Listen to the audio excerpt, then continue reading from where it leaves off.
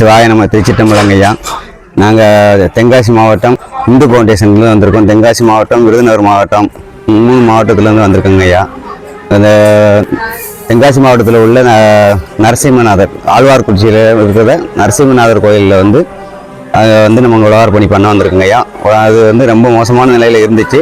அந்த உழவாரத்தை நாங்கள் இப்போ ஒரு 150 அடியார்களுக்கு மேலே நாங்கள் சீர் செஞ்சு பண்ணிக்கிட்டு இருக்கோம். இந்த பணியை நாங்கள் அப்படியே தொடர்ந்து செஞ்சுக்கிட்டு வரோம். இதே கவர்மெண்ட்டும் கொஞ்சம் உதவி செஞ்சாங்கன்னா இந்த கோயிலை சீர்திருத்தத்துக்கு எங்களுக்கு ரொம்ப உதவியாக இருக்குங்க ஐயா.